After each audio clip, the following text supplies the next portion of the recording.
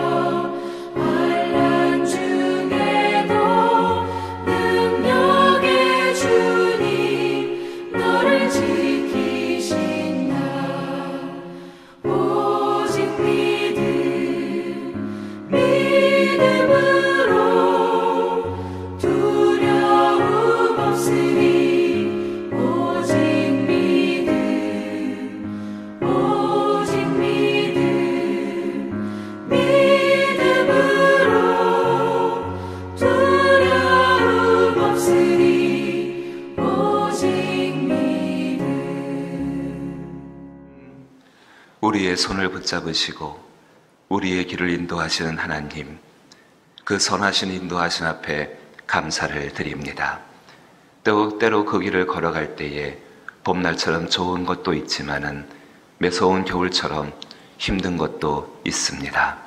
그러나 그 모든 시간 가운데에 영원한 나라에 들이실 때까지 그 길을 인도하심이 변하지 않음을 감사드립니다. 그 길을 걸어갈 때 오직 믿음으로 걸어가게 하여 주옵시고 주님을 의심하지 말게 하여 주옵시고 하나님이 행하시는 모든 일 가운데에 감사함과 기뻐함과 그리고 오직 간구하라 말씀하셨기에 주의 뜻을 따라 간구하는 삶이 되게 하여 주옵소서. 코로나19라는 어려운 상황 가운데 지나가면서도 이렇게 믿음의 길을 걷게 하신 하나님께 감사를 드립니다. 그 은혜 앞에 걸어갈 때에 진실로 주의 선한 손길을 더욱더 바라보게 하여 주옵시고 그 가운데에서 평안케 하여 주옵소서.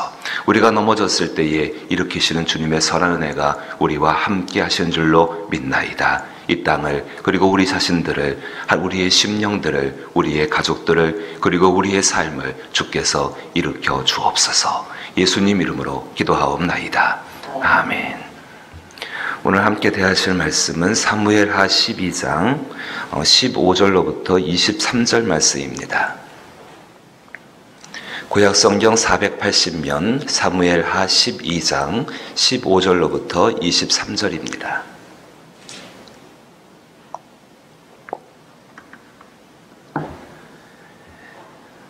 사무엘하 12장 15절로부터 23절을 한 절씩 번갈아 읽으실 때에 제가 먼저 15절을 읽겠습니다. 우리아의 아내가 다윗에게 낳은 아이를 여호와께서 치심에 심히 앓은지라.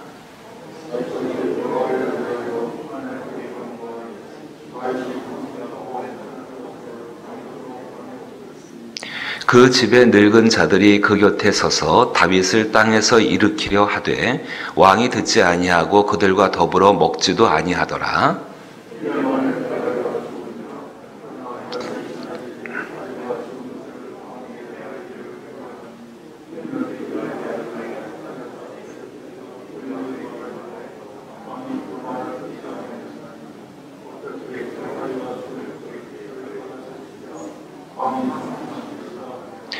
다윗이 그의 신하들이 서로 수군거리는 것을 보고 그 아이가 죽은 줄을 다윗이 깨닫고 그의 신하들에게 묻되 아이가 죽었느냐 하니 대답하되 죽었나이다 하는지라.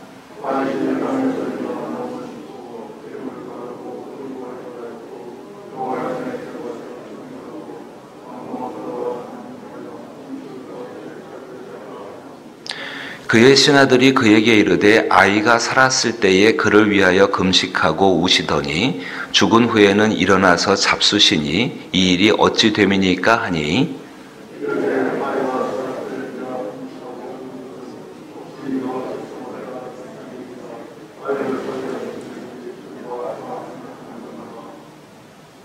같이 읽죠.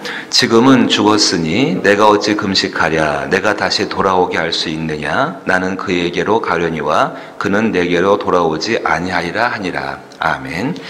다윗의 일생 가운데 하나님께서 다윗을 기뻐하시고 또 이 다윗을 위해서 복을 주시고 특별히 사도행전 보게 되니까는 주께서 이 땅에 임재하실 때에 어느 장막을 일으킬 것인가, 다윗의 장막을 일으키시겠다고 말씀하시고 그 이유가 다윗의 마음의 중심이 내가 보기에 기뻐한다라고 말씀하셨습니다. 그 다윗의 마음의 중심이 하나님 보시기에 기뻐하는 것의 가장 중요한 부분이 어디인가를 성경 가운데 찾게 되어지고 그 부분을 보게 되면 다른 것이 아닙니다. 사람은 누구나 다 실수를 할 수가 있고 또 죄를 지을 수가 있습니다. 그것이 우리 가운데는 무지함과 무능력함과 특별히 생명이 없는 무기력 때문에 얼마든지 그렇게 될 수가 있습니다. 근데 중요한 것은 그것으로 인하여서 하나님 앞에 징계를 받을 때가 있습니다. 그 징계를 받을 때에 그 징계를 어떻게 받아들이는가가 하나님 보실 땐 참 중요하다는 것입니다. 다윗이 물론 하나님 앞에 많은 전쟁을 치러왔고 그 전쟁 가운데 승리한 왕이었지요. 하지만 그렇게 하는 왕들은 역사 가운데에서 굉장히 많습니다. 다윗만 그렇게 한 거 아닙니다. 다윗이 그의 나라를 부강하게 만들었습니다. 하지만 그의 부는 솔로몬이나 히스기야에 비한다면 부에 이르지를 못합니다. 다윗이 하나님 말씀을 완성했습니다. 표면적으로 모든 영토를 점령하는 그 점령자의 역할을 했지만은 그 이후에 나타난 왕들 보게 되면은요, 참 많은 일들 한 왕들이 많고 다윗도 참 많은 개혁을 했습니다. 사울에 의해서 영적으로 어두워진 그 땅 가운데에 하나님의 것을 세운 사람이 또 다윗이지요. 하지만 그 뒤에 얼마든지 뛰어난 개혁의 왕들이 나타날 수 있었고 그 왕들, 하지만 그 많은 왕들 가운데에서 하나님께서 특별히 다윗을 기억한 것은 그가 징계했을 때, 즉 회개를 했을 때 어떻게 회개의 열매를 맺는가, 그 모습이 하나님 앞에 아름답다는 것입니다. 가만히 한번 예수님이 이 땅에 오셨을 때의 일들을 기록하고 있는 사복음서를 기억해 보십시오. 그 가운데 예수님이 복을 주신 분들이 누구인가? 여러 가지 일들을 한 사람들도 있습니다. 하지만은 삭개오만큼 큰 복을 받은 사람이 어디 있겠습니까? 가늠하다 잡혀온 여인만큼 하나님 예수님 앞에 그렇게 큰 복을 받은 사람이 어디 있었겠습니까?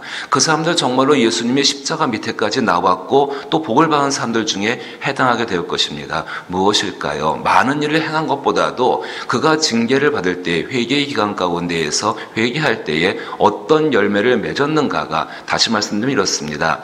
누군가를 야단치고 누군가의 잘못을 지적하는 것도 굉장히 어려운 일입니다. 참으로 조심해서 해야 할 일입니다. 하지만 내가 그 징계를 받게 되어지고 그 책망을 받게 되어질 때에 그 책망을 어떻게 받아들이는가는 훨씬 더 중요하다는 것입니다. 바로 그것이 그 사람의 크기를 결정하게 되어집니다. 분명히 히브리서 12장 11절 말씀, 12장 11절 말씀 가운데에서 무릇 징계가 당시에는 즐거워 보이지 않고 슬퍼 보이나 후에 그로 말미암아 연단받은 자들은 의와 평강의 열매를 맺느니라 이야기합니다. 자, 하나님이 기뻐하시는 게 어느 부분일까요? 징계의 기간들이 있습니다. 그 징계 때문에 슬퍼하고 우는 것을 기뻐하실까요? 아니면은 그를 통해서 연단을 받고 나서 의와 평강의 열매를 맺는 그 삶을 기뻐하실까요? 하나님께서 우리를 징계하신다고 한다면은 우리의 죄를 갖다가 용서하시기 위해서 그 죄에 대한 대가를 치르게 하실 때에 분명히 그 뒤에는 하나님의 사랑이 담겨져 있다는 것입니다. 오늘 살펴보지는 않았습니다. 하지만은 이 다음 이야기를 보게 되면은 바로 24절 들어가게 되면은 밧세바를 통하여서 새로운 아들을 하나님이 허락하시는 모습을 볼 수가 있습니다. 바로 그 아들이 솔로몬입니다. 다윗이 이 아이를 왜 이렇게 사랑했는가? 밧세바의 관계 가운데 태어난 이 아이를 왜 이렇게 사랑했는가? 다른 것이 아니라 이제 자기의 그 미래, 자기가 죽은 다음에 그 왕국을 맡기기 위해서, 그 왕국을 이 아이에게 맡겨주기 위해서 그토록 이 아이에게 많은 것을 쏟았던 것도 다윗의 모습 중에 한 가지일 것입니다. 그런데 하나님께서는 그 다윗의 뜻을 전혀 무시하지 않으셨습니다. 그 뜻을 여전히 이루어가 계셨고 그 가운데에서 이 다윗의 이 모습, 징계를 받을 때에 하나님 앞에 어떻게 서는 모습인가, 그 모습을 분명히 우리 가운데 보여주고 있습니다. 우리도 이 모습을 바라보면서 때로 우리의 잘못이 드러날 때가 있고 우리의 허물이 드러날 때가 있습니다. 그때 하나님을 의심하지 말고 그 하나님의 사랑을 신뢰하면서 이 징계 가운데 이 다윗의 모습을 꼭 기억하고 살아가는 것이 우리 가운데 필요하다는 것입니다. 자, 보십시오. 분명히 15절 시작에서 우리아의 아내가 다윗에게 낳은 아이를 여호와께서 쳐서 치심에 심히 앓은지라 다윗이 그 아이를 위하여 하나님께 간구하되 다윗이 금식하고 안에 들어가서 밤새도록 땅에 엎드린다 이야기합니다. 굉장히 지금 힘겨운 일을 만나고 있고 이때 다윗은 하나님 앞에 나와서 하나님 앞에 있기를 힘쓰고 있습니다. 또 밑에 말씀 볼까요? 18절 말씀 보니까는 이래 만에 그 아이가 죽으니라. 그러나 다윗의 신하들이 아이가 죽은 것을 왕에게 아뢰기를 두려워했다라고 이야기합니다. 얼마나 간절히 기도하고 얼마나 그 앞에서 통곡하고 얼마나 그 앞에서 자기를 쳐서 복종시켰는지 사람들이 함부로 다가가기가 어려울 정도로 그런 모습 보여주고 있습니다. 이 모습 어디서 많이 본 모습 아닙니까? 사무엘하 7장을 보시게 되면은 하나님 앞에 다윗이 하나님 앞에 자기의 뜻이 거절당했습니다. 성전을 짓고자 할 때에 하나님께서 그것을 허락하지 않으셨습니다. 그때 다윗의 모습이 어떠했는가? 정말로 하나님 앞에 있기를 계속해서 힘쓰고 있었습니다. 하나님 앞을 떠난 것이 아니라 자기의 뜻과 하나님의 뜻이 다르다고 해가지고 하나님의 뜻을 떠난 것이 아니라 그 뜻 앞에 머물러 있으면서 자기를 쳐서 복종시키고 말씀을 의지해서 자기의 뜻을 하나님의 뜻 가운데에 정말로 복종시키는 그 과정들을 다윗이 그 가운데서 보여주고 있었고 다윗은 그 과정을 통하여서 하나님 앞에 미래에 대한 놀라운 약속을 받게 되어집니다. 똑같은 일들이 반복되고 있습니다. 여기서 한 가지 중요한 거 찾을 수가 있습니다. 그렇습니다. 회개의 때든 간에 아니면 좋은 때든 간에 즐거운 일을 한 때든 간에 봄날을 걸어가는 것처럼 굉장히 좋은 때를 지나갈 때도 있고 지금처럼 매서운 추위 때문에 힘들어하는 시기들을 인생은 얼마든지 지나갈 수가 있습니다. 그때 하나님 앞에서 우리의 태도와 우리의 생각이 항상 동일하게 유지할 수 있는 것이 우리가 하나님 앞에 보여드리는 신실함의 모습이라는 것입니다.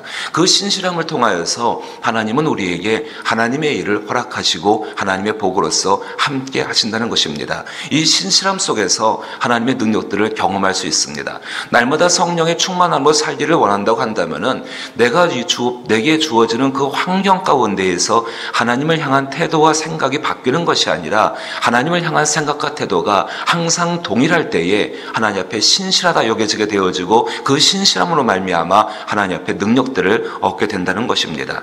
자, 19절 말씀 보십시오.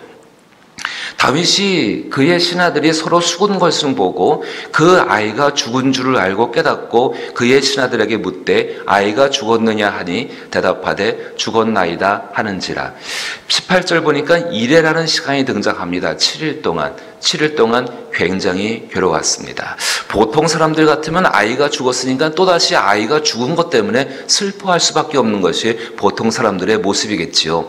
그런데 다윗은 하나님의 사람입니다. 하나님의 마음을 가지고 있고 자기의 뜻보다는 하나님의 뜻이 훨씬 더 귀중하다고 이미 고백하고 선언한 사람이 다윗이고 그렇게 살았습니다. 잠깐 세상의 정욕들과 그리고 경건치 않은 것 때문에 넘어질 수 있었습니다. 그런데 다윗은 지금 회복되어지고 있습니다. 이것이 은총입니다.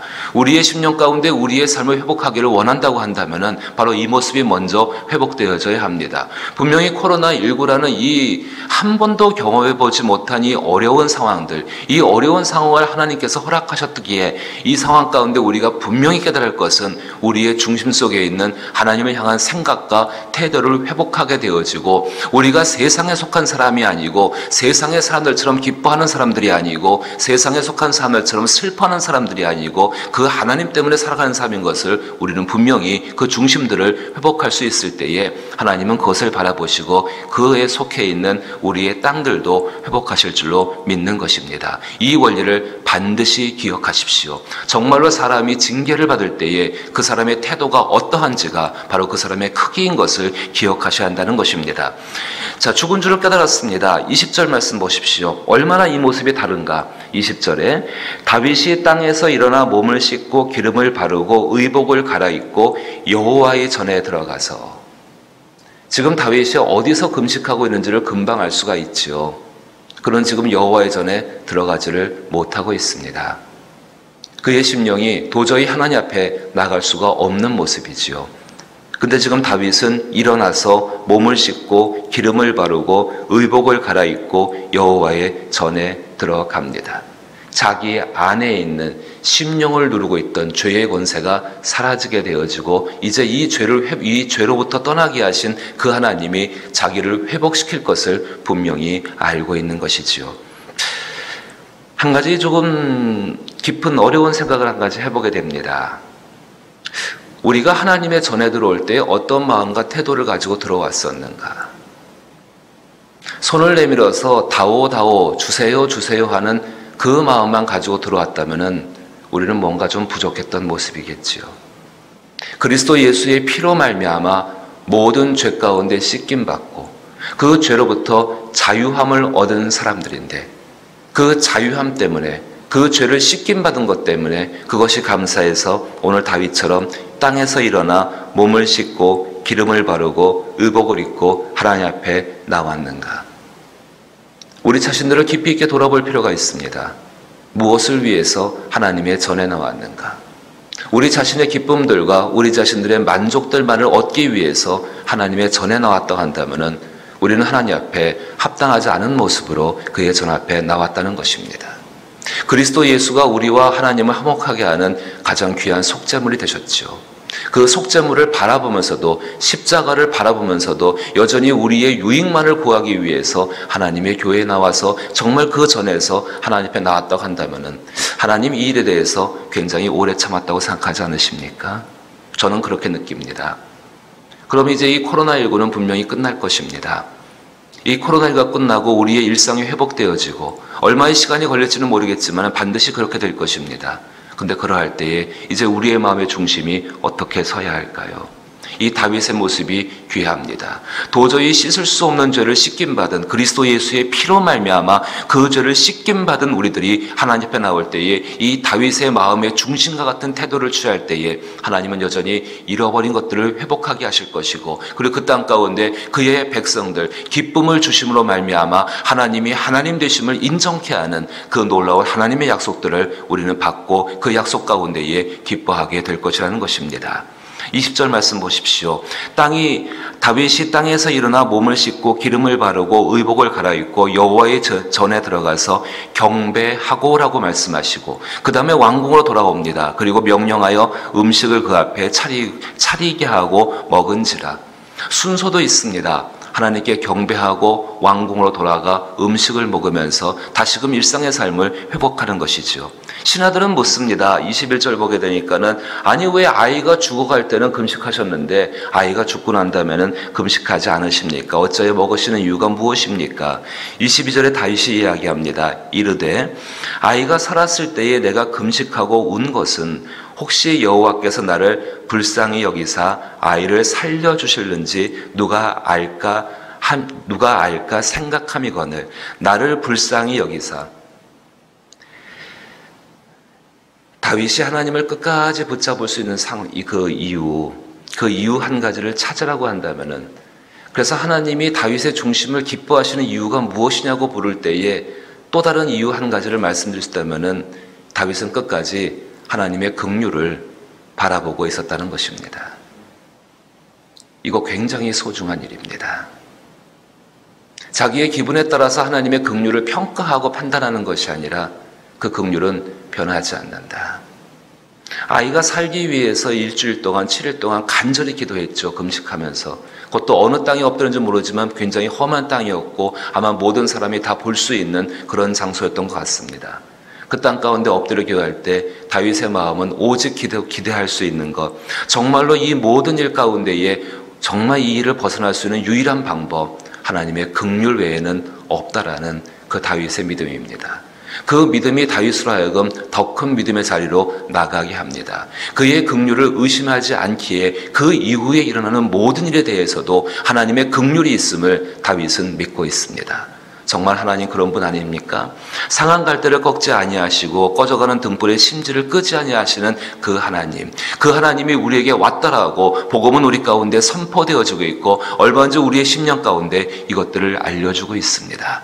그 긍휼을 정말로 어느 일순간 필요해서 그 긍휼을 붙잡는 그런 태도가 아니라 진실로 나의 삶의 모든 것이 하나님의 긍휼의 손길 가운데 있습니다. 그 긍휼을 받아들이기 때문에 내 삶의 현실들이 어떻게 주어진다 할지라도 그 긍휼은 변하지 않음을 나는 믿습니다. 그 믿음으로 살겠나이다. 주여 나의 길들을 인도하여 주옵소서. 바로 그 긍휼 속에 살아갈 때에 내 자신이 나의 삶의 주인이 아니요 온전히 하나님이 나의 삶의 주인 되신 것을 날마다 인정하고 선포할 수 있는 가장 복된 삶을 살게 될 줄로 믿는 것입니다. 이 믿음이 흔들리지 않기 위해서 기도해 주십시오. 특별히 전 세계의 선교의 현장 가운데에서 코로나19로 인하여서 모든 선교사님들, 모든 분들은 아니겠지요. 하지만 대다수의 선교사님들이 상황과 환경이 바뀌고 선교의 사역이라는 것은 정말로 선교를 돕는 이들이 있지 않으면은 그들의 도움이 끊어지게 되면은 힘들 수밖에 없는 것이 현실입니다. 근데 그 현실 가운데에서 이 선교사님들이 이 하나님의 긍휼을 의심하지 않는 그 믿음 가운데 있는 것, 그래서 그 시간들을 견뎌내는 것,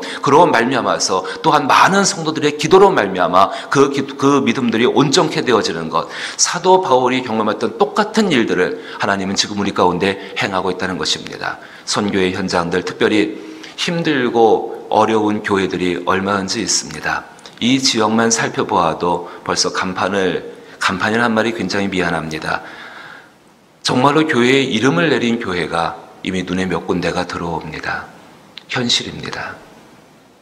우리 교회만 생각하는 것이 아니라 정말로 이 땅 가운데는 교회들, 작은 개척교회들, 힘겹게 유지했던 교회들, 그 교회들이 하나님의 긍휼 가운데 머물러 있어야 합니다. 그들을 위해서 기도하는 것은 지금 우리에게 주어진 하나님의 일인 줄로 믿는 것입니다. 다윗의 모습을 조금만 더 보십시다. 자, 금식한 이유가 나를 불쌍히 여기사 아이를 살려주시는지 누가 생각하려는가. 그리고 마지막에 가장 중요한 것, 하나님이 가장 기뻐하시는 모습이 등장합니다. 23절에 지금은 죽었으니 받아들이는 거죠. 내가 어찌 금식하랴, 내가 다시 돌아오게 할 수 있느냐. 저는 이 말이 굉장히 마음에 많이 와닿습니다. 내가 다시 돌아오게 할 수 있느냐.